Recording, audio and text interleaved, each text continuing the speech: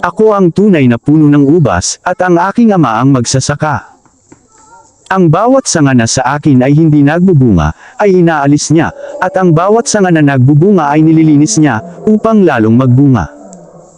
Kayo'y malilinis na sa pamamagitan ng salita na sa inyo'y aking sinalita. Kayo'y manatili sa akin, at ako'y sa inyo.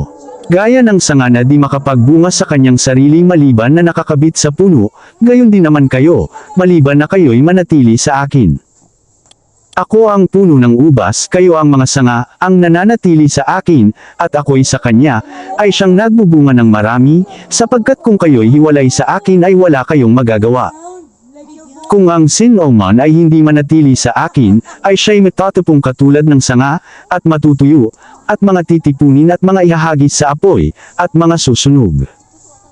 Kung kayo'y magsipanatili sa akin, at ang mga salita ko'y magsipanatili sa inyo, ay hingin ninyo ang anumang inyong ibigin, at gagawin sa inyo. Sa ganito'y lumuluwalhati ang aking ama, na kayo'y magsipagbunga ng marami, at gayon kayo'y magiging aking mga alagad.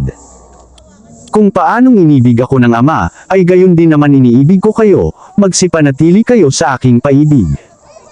Kung tinutupad ninyo ang aking mga utos, ay magsisipanahan kayo sa aking paibig, gaya ng aking pagtupad sa mga utos ng aking ama, at ako'y nananatili sa kanyang paibig.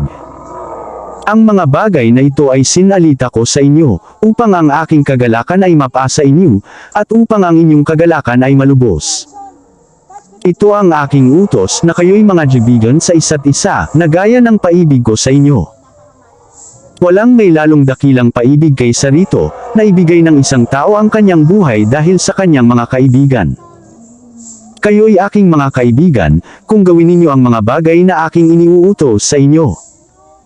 Hindi ko na kayo tatawaging mga alipin, sapagkat hindi nalalaman ng alipin kung ano ang ginagawa ng kanyang Panginoon, ngunit tinatawag ko kayong mga kaibigan, sapagkat ang lahat ng mga bagay na narinig ko sa aking ama ay mga ipinakilala ko sa inyo. Ako'y hindi ninyo hinirang, ngunit kayo'y hinirang ko, at aking kayong inihalal, upang kayo'y magsiyaon at magsipagbunga, at upang manatili ang inyong bunga, upang ang anumang inyong hingin sa ama sa aking pangalan, ay maibigay niya sa inyo. Ang mga bagay na ito ay iniuutos ko sa inyo, upang kayo'y mga kaibigan sa isa't isa. Please follow and share. Thank you.